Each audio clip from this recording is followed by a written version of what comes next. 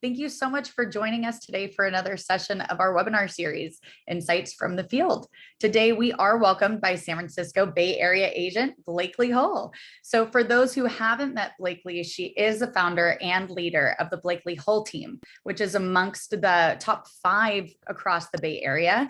And as a formal global leader at Uber, disruption is in Blakely's DNA. She closely follows the disruption happening in real estate and partners with various organizations to ensure the team is always offering the most cutting edge services to their clients. Today, she's going to be talking to us about how you can best leverage your personal strengths in your career and in real estate. We will be digging into how to identify those strengths and how to play them into your business, and how you can also work with a team to really complement your strengths. So Blakely, how was that introduction? Anything else you can add? Good. I'll just say top 5%. I would love to be top 5 team across the Bay Area, but have to be honest here. So yes, excuse me, definitely. Most definitely. All right. So just a few housekeeping items, everyone. If you have any questions throughout the session, please feel free to drop them in the Q&A box, and we will do our best to get to them as we go. We have allotted at least 10 to 15 minutes at the end of today's session for a Q&A as well. So if you prefer to ask your questions live, please just raise your hand. There's a hand raise option, and we will unmute you so that you can chat with us directly. So that being said, let's go ahead and dive right in. Blakely, I would love to start by just learning more about your background and how you got into real estate. Sure. So thanks for having me. First of all, excited to be here.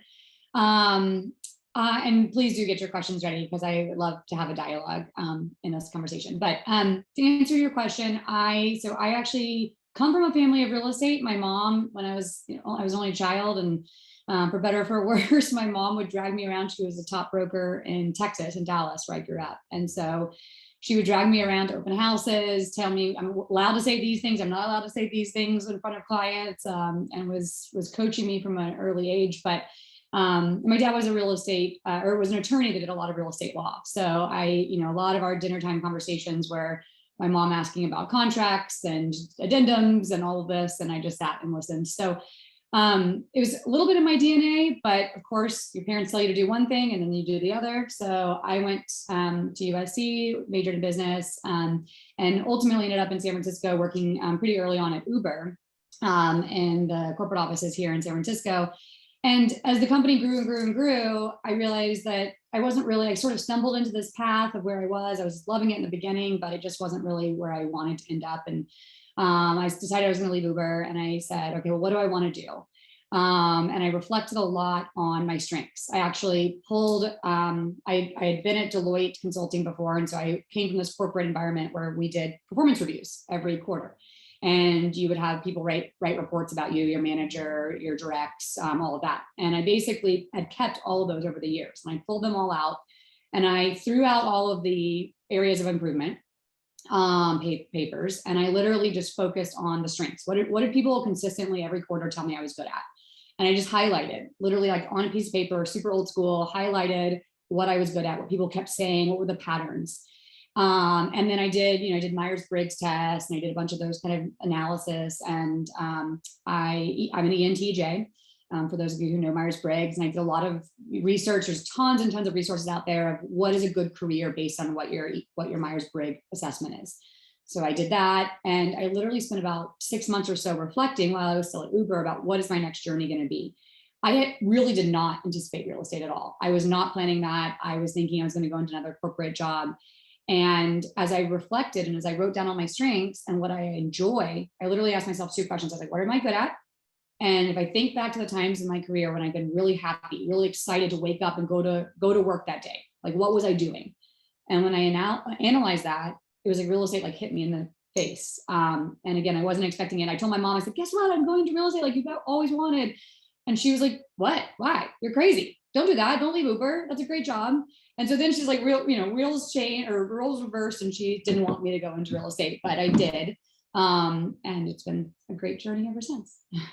I absolutely love, Blakely, that, I think a lot of people, they take, not really what they've done well, but what they've done wrong, and they want to make better on it. So I really love how you kind of twisted that and made it so you do look at your strengths, and you want to make sure that you're going with that happiness. So that's super interesting, and I would like to dig into it a little bit more. So after shifting that path towards real estate, how do you think about bringing your strengths into this new role and new industry? So what did that really look like for you? Yeah, I totally agree. I think our society focuses so much on improving the negative stuff, and identifying the negative and focusing. When you're a kid, you're like, which grade is the worst? Oh, math is the worst. Okay, so we got to work on math more. And like there is some degree of that, right? Like you've got to, there is balance, and you can't just completely ignore weaknesses, but really diving into your strengths is kind of how I've approached things, as you said. And I know I'm not good at cold calling. I'm not good at cold outreach in general. And if you read every real estate book out there, when you're getting into real estate, what do they tell you to do? Go door knocking, send postcards, send mailers, do open houses, do all of these activities where you're literally in front of complete strangers, cold outreach, right? And while those are great activities, I'm not, saying that they're bad. They're just not for me. And I was doing them and I was trying them, but I just wasn't good at it. And I was like, well, what am I good at? What are my strengths? And let me try to do this differently. And I focused in on, one of my strengths is my network. I have a really great, vast network. I've always been an integrator, a connector of people. I've built a strong network at past careers and college and all of that. And so I was like, let me tap into my network and let me see how they can help me. And I didn't go to them asking for sales or deals. I asked them for introduction. I asked them for who do they know, and I was connected to a founder of a prop tech company. They were just getting started. They were called Zero Down. They're still around, and they've evolved a lot over the years. But I basically reached out to the founder. He was a previous tech guy, had no experience at all in real estate. I sort of established that connection by being another tech person who can be different, can be creative, can bring new ideas, and advise him, because I was like, you have no idea what you're getting into. And I was new, but I faked it, fake it till you make it, right? And I completely, made sure that he knew that I could add a lot of value. And I offered creative ideas, I offered advice, and I ended up being a advisor to them and then a founding agent to them, and got deals through that. My first deals, my first leads came through that company. And so they weren't my network. But I leveraged my network to get to that, get a seat at that table. And I made sure, because no one wants to be your first deal. No one wants to be, it's a big transaction and they may love you. And I had friends that didn't use me and it really hurts and it stings, but I get it, because no one wants to be your first deal when when they think you don't know what you're doing. And so I used that to get credibility. I blasted it out everywhere. Every deal I did, I blasted it out on Instagram and LinkedIn and everything, making sure people knew I was doing this and I was doing it well. And I had successful closings under my belt. And that sort of helped, shouting that from the rooftop, so to speak, really helped sort of then tap into my network in a different way. Then I had people start Instagramming me, oh, that's an interesting house you just sold, tell me more. Or, that's an interesting house you just toured, tell me more. I'm like, okay, now I know who's interested, and I can have them over for drinks or grab coffee, or, engage them in a very, for me, personal, real way. And that's how I sort of leverage my network. That's amazing. I know we had a question from Lana in the Q&A box, and you answered it a little bit. Her question was, what are your strengths? I know you said, having that network of people from your past careers, but can you go into a little bit more of what your other strengths are? For sure. So definitely going on the networking side, I'm very extroverted.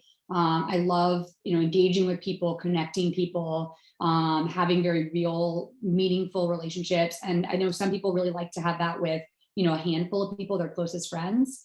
And that's great. And that's fine. If you're that way, then you need to make sure that you're really good at some of the more cold or cool outreaches.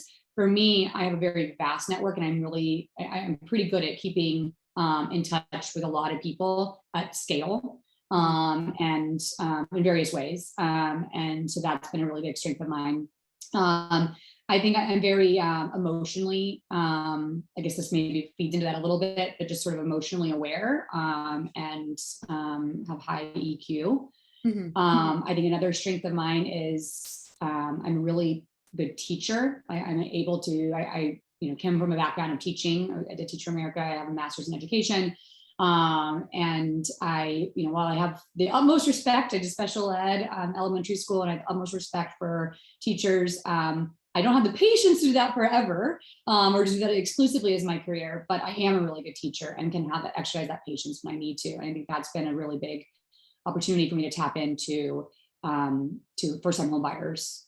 Well, and that's kind of amazing that you bring up something like teaching, because that's something usually, or a career that wouldn't be usually translated into real estate. So do you have other strengths that you think kind of translated in an unexpected way?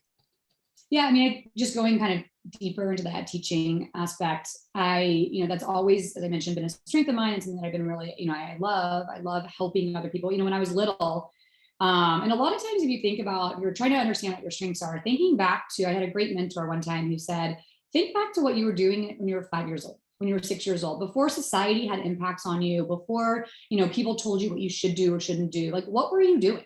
And if you can't remember, like, ask your parents, like, what do you remember? And what I was doing is I was literally lining up my stuffed animals and teaching them like lessons. That was like how I played school. Like, some people play with house or play trucks or play whatever, trains or whatever it is. And so I've always been really passionate about teaching. And so I realized as I was talking with my friends, very educated people, engineers, and very successful at what they do, and whatever that may be, and they had no idea. No one teaches us how to buy a house. The generation before us, our parents' generation or my parents' generation, they all sat at the dinner table and talked about real life stuff. They may not have been the brightest at school or something, but they were definitely had a lot of street smarts. And I feel like we've sort of flipped that. And right now, a lot of people don't know how to buy a house. They have no idea. It is crazy. And realtors, especially many of you that have been in the business for a long time, you forget that some of the knowledge that you have, people have no idea. It is a complete black box. How to approach a lender, how much can you afford? Like, what questions to even ask, how to interview an agent. I have friends from all over the US that are in my network that, reach out to me just asking me for advice on how to get started. And so what I realized was people just didn't know. And so I was like, all right, how can I leverage that at scale, that strength at scale? And I started I tried to come up with a creative idea or a creative way to, brand it. And so I called it the Blake Down, Blakely's Breakdown, the Blake Down. And I had it was literally through Fiverr. Spent $10 making a little GIF on Instagram and called the Blake Down. And every week, and I don't do it as much anymore, and I should, but I was very consistent for probably at least a year, every single week on Wednesday. And I joined up with another agent to help create content. It was my idea, my creation, but I was like, I need help creating content. So I joined up with another agent. I was like, hey, we have different networks. Why don't you post this on your Instagram? I'll post the same thing on mine. And every other week we'll flip flop on who creates it. And so we identified topics and we would just do a breakdown on the topic at hand. And, what types of loans are out? What is a 30-year fix versus an ARM? How do you get started? What if you don't have a 20% down? Then what? Some of it was myth busting. Some of it was education. Some of it was just inspiration, like, Thanksgiving, how to set a dinner, how to, have a beautiful table scape, creative decor ideas. So it was everything. And I literally knew it was working because that was pre-COVID when people would go out and socialize, and I would go everywhere I went without fail. People were like, oh my gosh, the Blake Down is so great. Oh my gosh, I'm learning so much. And as soon as I started hearing a few people say that, I was like, it's working. Let me keep doing it. That's the thing, is be consistent. Right. 1 or 2 times does not work. I did it literally every week for at least a year. Yeah, definitely. And I think, consistency is key, right? We want to make sure that not just once a week, once a month, once a year, but consistently we're making sure that these people know when it comes to real estate, we're thinking real estate and Blakely, or, real estate and any of our agents in terms of their sphere of influence. So I also really like how you brought in somebody else to help you with that marketing, playing to your strengths and then playing to theirs, whether it be their SOI or what have you. So I know you do lead your own team, Blakely. How do you think, about strengths within the team dynamic. Yeah, for sure. So it's no different. It's like, I've done my homework and reflection and exercise to identify my strengths. And I encourage my team to really think about their own strengths. And they're going to be different from mine. And that's great. And that is actually what I want. Mm-hmm. And, if you are really great at connecting with strangers, then you absolutely every single weekend should be doing open houses and making those connections at open houses, because that is the best way to meet people. They're motivated. They're walking in the door. Sure, there's some looky-loos, but for the most part, they're motivated people, and a lot of them don't have an agent or aren't loyal to their agent. And so that's a great opportunity, a great place to get in front of people if that is your strength. What else is your strength? What is your right? What are, if you are really great at design, you have a great design eye, you've always enjoyed design, as an example, then maybe you're offering to, maybe you're doing mailers, maybe you're doing cold calling, maybe you're doing, offering to your network, but maybe offer free design consultation for property prep. I'm going to give you as part of my fee for selling your home.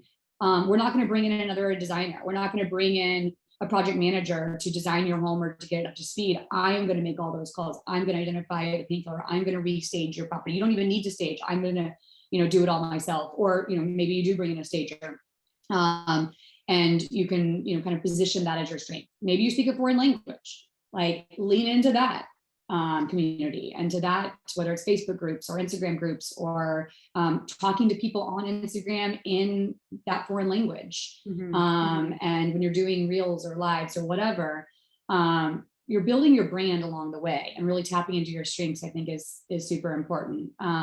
And that's going to look different for everyone. And I think one of the exercises I do with my team when I'm looking at they don't all have the same, financial model or whatever it may be. I look at what do they need? I break it into 4 phases.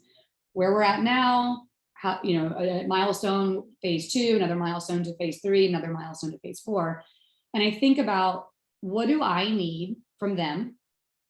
And what do they need from me at each of those steps? Mm-hmm. And how can I support their strengths, and vice versa?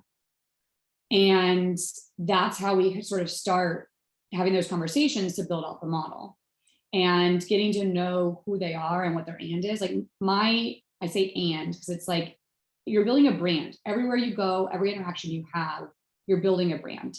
Mm-hmm. And you're the real estate person, but everybody can be in real estate. And I think that's actually one thing that's really interesting about this career is very few people start off doing it post high school or post college and continue on. Most people have had another career. They're past lawyers. They're past, they went to business school. They had their own business. They were in corporate America. They were whatever. And so how do you identify, and then they're their own people too. And how do you identify, what is your and? For me, my and is, I'd call it kind of lifestyle. I love, wine and going up to a wine country, and, hanging out with my dog and going to new restaurants in the city and being with friends. And that's kind of all lumped into lifestyle. And so I try, for me in my marketing and my branding, to build that into everything. And even when I think about helping my clients, I don't just say, hey, what do you need?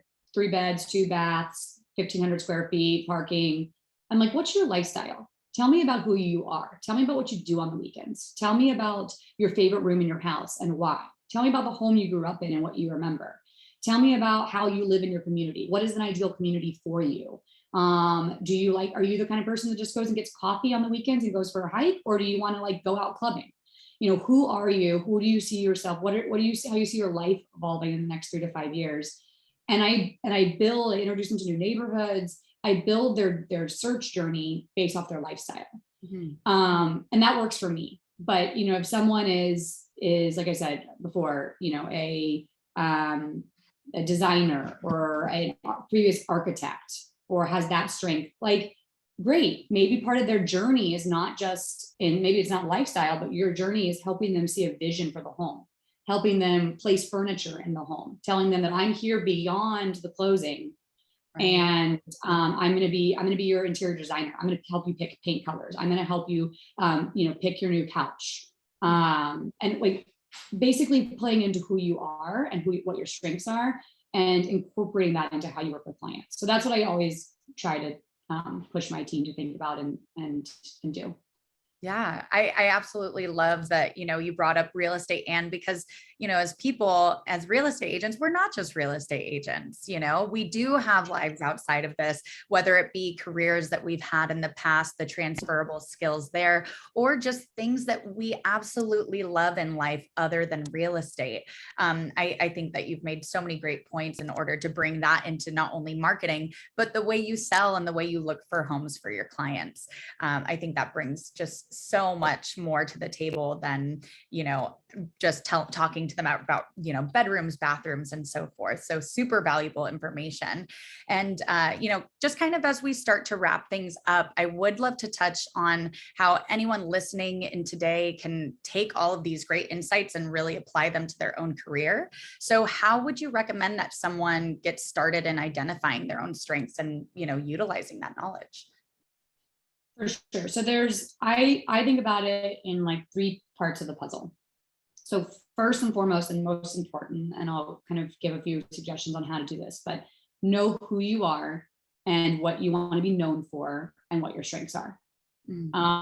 That's single-handedly the most important thing. And that sometimes comes to people immediately as they start reflecting. For me, as I said, at Uber, it took me like 6 to 9 months for me to really, and I think I'm pretty self-aware person, and it took me a long time to really get there. And the end result actually kind of surprised me. I did a lot of assessments. I really put a lot of thought and reflection, like went to quiet places, wherever you can get in the zone, away from your typical environment, and really do some soul searching and understand like who you are and what you want to be known for. So that's like number one, most important. Then once you have that, we talked about it earlier, but be really consistent. Keep showing up. I heard something the other day, and this is not news to anybody, but it's like, if you want someone to remember something, tell them once, tell them again, tell them again, tell them again, tell them again. Then they're only going to start recognizing that even in the back of their mind, subliminally, that this is a thing. You got to tell them like 10 more times before they really understand and see it. So keep doing those associations, keep being consistent with how you shout out your strengths and who you are and what you want to be known for. And like even in the beginning, like the most important thing when you're getting into real estate, I don't know how many folks on here are new versus seasoned, but the most important thing you can do is let everybody know, make sure everybody knows over and over and over and over again that you are in real estate. And then once, and so that kind of leads to the third piece of the puzzle is like, and it kind of transitions well, but after you're really consistent, make sure that everybody knows. Shout it from every rooftop that you possibly can, whether that be social, whether that be, in person, IRL, whatever, like make sure that everybody knows. So it's those two things. It's like, know who you are, be really consistent at showing up like that, and then make sure everybody knows at scale. So for me, some of the thought questions that I thought through is, and I jotted a couple of them down here. So when people see or hear my brand, when they see or hear Blakely Hole Real Estate, how do I want them to perceive me? So that was one question I did a lot of reflection on. And like for me, I wanted them to perceive me as innovative, as smart, knowledgeable, as attentive, as persistent.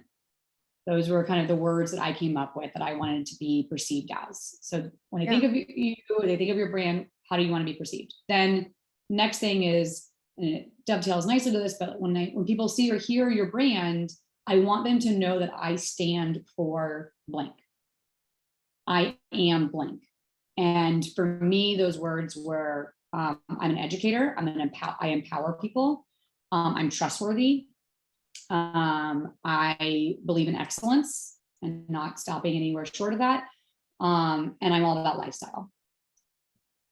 So kind of having those words and knowing what those words are for you is, I think, super important as it comes to building who you are as a brand, and then being really consistent with that. And then from there, I created about a year and a half ago or so, a mission statement. And I think that's really important. Every single corporation out there, every company, think of yourself as a company. Every company has a vision and a mission statement. So what is yours? And make sure that people know it. Every client conversation, every new client conversation, I tell them upfront what my mission statement is. And for me in the circle, it's, it sounds easy because it's just one sentence, but it actually takes a lot. There's a lot of great resources out online of how to create a good mission statement. For me, it's empowering you. We empower you to make smart real estate decisions that enrich your life. And that kind of brings in my education, empowering, making like the knowledgeable, being smart, and the lifestyle aspect of enriching your life. And that works for buyers or sellers. Enriching your life could mean making a lot of money on the sale of your home. Enriching your life could mean getting to hang artwork and buy artwork that fits in your home perfectly because it's not a rental anymore. So, and then shouting that from the rooftops. And as I was preparing for this, I was like, oh shoot, I don't know if I talk about my mission statement enough. So I am working on a new email signature that will have my mission statement in it. And then like lastly, I'd say in terms of resources, I know I'm throwing out a lot here, so feel free anyone to reach back out. But in terms of resources, I love StrengthsFinder. It's a great book. It comes with a free or like you buy the book and it comes with an access code to take a 15-20 minute online test. And it's a personality test. And it's created by Gallup, who's known for, they create thousands and thousands of world renowned leading industry surveys. So it's really good. It's a good place to start. And it will spit out 4 to 5 strengths of yours. And the whole book has sections for each of those strengths that basically helps you identify, does this sound like you? And it kind of tells like, if you have this strength, this is what, you are. And then here's some practical tips of how to apply that. Like print those 5 strengths out, post them on your mirror, post them on your vision board, whatever, like remind yourself every day of what those strengths are. And to our, point earlier, lead from doubling down on your strengths versus just trying to improve your weaknesses. So I think that's a great book. And it's about finding opportunities to do what you do best every day. Know what you do best. And then your lead generation, which is really the most important part of our job, should be centered around what you do best and putting yourself in positions to do what you do best every day to lead generate. Another good book is Building a Story Brand. That's really about, once you know who you are and what your strengths are, like how do you build a brand and how do you tell the story of your brand? So that's another book that I love. And I mentioned it earlier, Myers-Briggs is another great assessment, tried and true, classic. Everybody's, I'm sure, heard of it. But the nice thing about it is because it's been around forever, there's a lot of online free tests. The real one is like a very, very long test, but you can take online ones and get close enough. But there is so much literature around what your Myers-Briggs, 4 letters are, and then how do you leverage that? So those would be, I say, StrengthsFinder, Building a Story Brand, and Myers-Briggs. Well, I absolutely love that, especially for people, like you said, who may not, know who they are, be so self-aware, know these personality traits. I think that they can learn a lot from these, world-renowned tests that really have guided so many, huge people, entrepreneurs, just people in their careers to go for really, what they have strengths in. So I think these are great points. I think everyone in this webinar and everyone listening has some homework to do. None of what you've shared. I told you I was a past teacher, so of course there's homework. Definitely. So I think everything that, you've said and brought to the table in terms of homework and inspiration, I think can benefit each and every agent and really anyone in any career, so many transferable skills there. So I do want to open the floor to questions. Again, you guys, if you want to speak directly to us, go ahead and raise your hand. I'll unmute you so that you can ask your question directly to Blakely, but feel free also to drop it in the Q&A and we can talk more. And we definitely encourage any and all questions.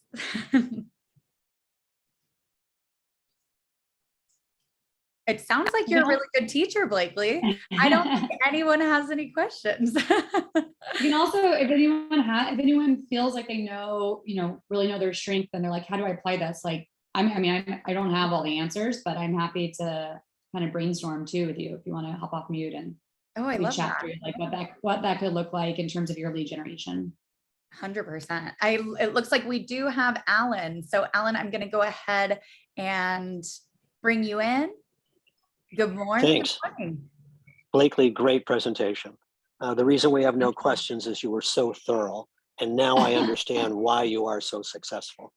So yeah, really, thank you. wonderful presentation. The idea of everybody identifying their strengths and then sharing those strengths, so important. A lot of times we identify them, but we keep them to ourselves. But very important to identify those, put them on your board, put them on your mirror, somewhere where you can reinforce it. It's just great. And then to share it with everybody. So no, wonderful job. Thank you so much. Thanks, Alan. Thank you, Alan. Yeah, and moving on to that as well, like I love that you're your own cheerleader, as we all should be. We shouldn't be putting ourselves down and reminding ourselves about the negative things that we do on a daily basis. Yes, sometimes we fail and we fall, and those are just things that we can use towards improvements as well. Looks like we have another, and I'm so sorry if I say this incorrect. Is it Lena? Lena. If I'm wrong. Lena. Yes. Hi. Thank you. Blakely, amazing. Thank you so much for everything you shared. I just think it's amazing that your mom was also a real estate agent. And I'm just curious, just from a generational standpoint, what are some of the takeaways you've gotten from her over the years and as you engaged as an agent yourself? Yeah, great question. And I'm sure Alan can relate to this. He actually met my mom about a week ago, but he's obviously an incredibly seasoned, long time top broker in SoCal. And I think, what I use my mom for well, that doesn't sound right. What I leverage my mom for and her strengths is stuff that is never going to change about real estate, which is the people aspect of it. And helping people to get what they want, helping people to motivate them to focus on the right thing, see the bigger picture, forest for the trees. Some of the people aspects and dynamics of this business. When I got into the business, I had a very interesting exercise. I was coming from this disruptive company, Uber, and I went and I talked to people that were, in their 20s that have only ever done real estate. I talked to people in their 50s. I talked to people in their 80s who were like getting out of real estate and retiring, but had done it for many years successfully. And I asked all of them, all these generations, what do you see changing about real estate in the next 3 to 5, 10, whatever years? And without fail, every single one of them said, oh, no, real estate's not going to change. And I was like, that's kind of why I want to get into it right now, because I do see this world of real estate changing. But I think that maybe where the disconnect is with the question versus the way I meant the question was the people aspect of people needing roofs over their house, their house, a roof over their head, and how you get people to persuade them. How do you motivate them? How do you negotiate? Like those basics aren't going to change. The how a real estate is changing.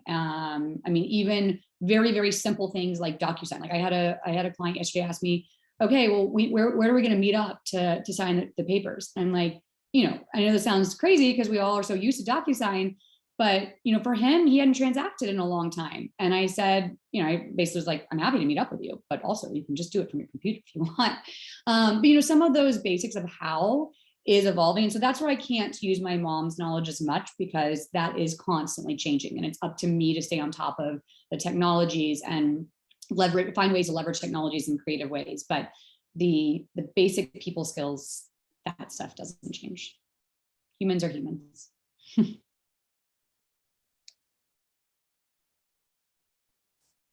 Oh, and then I think you're muted, just in case. All right. I don't know if you're going to say anything else, but you're muted. Yes. I think right now too, we're going to the shifting market, right? And I think it's a good reminder. It's easy for people to be, this job is not easy, but it is easy in theory for people to be good at real estate and be successful at real estate in a market like the last 2 years that we've come off of. It was absolutely insane. Everybody was buying houses. You literally had to just put a sign in the yard basically and put it on MLS and it sold. So like now is the time for people to really double down on what they're good at and the strengths they have and bring those to the table and bring that, level of motivation and hard work and creative thinking. Because now's the test as we shift, into markets a little bit. And it's not, the media would love, I know we all agree with this, but media would love to say everything's crashing and burning and all that. And I do a lot of educating my clients, and that's not the case. Here's what I foresee in the future. Here's data against what the media is saying. Going back into like empowering people, teaching them all of that, my strengths. But, right now it's like knowing in the shifting marketplace, like lead generation is the most important activity that you can do every day, and being consistent about it, but being true to who you are. Like, don't just read the real estate books and just follow the book step by step by step by step. If it works for you, great, keep doing it by all means. But if it's not working for you, if it doesn't feel like you, like give yourself permission to step outside of the bounds of what, it was like this typical way. Like, get creative, think outside the box, and leverage, like I said, I've been saying, like leverage what you're really good at and leverage what you want to be known for, and then do it, be known for that, talk about it, get in front of people where you can really shine. Yeah, definitely. I know we had one question or just a comment. Do you mind repeating those resources and books, the three that you had lately? And I'll go ahead and enter it in the chat, guys. Yeah, for sure. So StrengthsFinder, it's called StrengthsFinder 2.0 now. So that's a great one. I think you can get it on Amazon, and it comes with a code. And that code gives you access to take the test online. Building a story brand. So once you kind of know who your strengths are, I guess I should say StrengthsFinder and Myers-Briggs, those combined in terms of knowing your strengths. And at least sometimes sometimes you may know who you are, but being able to put words around it and have a vocabulary around your strengths is really helpful. You're like, oh yeah, I was always good at that. I get that. So those sort of help you give a vocabulary to what your strengths are. Probably nothing, you're not going to learn necessarily anything new, but just identify what those are so that you can go out and Google it and search it and read about it. And then building a story brand is a great one for really understanding how to brand yourself. Awesome. And I went ahead and dropped those in the chat for anyone who would like to go ahead and jot those down now. It looks like we don't have any further questions. Like Alan and I said, you're an amazing teacher. I think that's why we weren't left with any. But that does do it for today's session, everybody. I do thank you for all who have attended. So we are hoping that after today's session, you have gathered some great insight into how you can think about your personal strengths, the strengths of your team, and how this can impact your career and growth. We are going to go ahead and send the recording of today's session in a follow-up email shortly. So if you would like to share this to your network, please do so. If there are any questions that we didn't get to, or just anything that comes up at any point moving forward, feel free to reply directly to that email, or you can reach out to us at contact@avenue8.com. I'll go ahead and drop that email in the chat as well. I also do invite you guys to follow Blakely on Instagram for more inspiration and to just go over all that she's talked about today and how she uses that to her leverage. I have dropped her Instagram handle in the chat, but her Instagram handle is her first and last name, Blakely Hull. Thanks again, Blakely, for leading us through today's session, and for all of you who have joined live. We really appreciate it.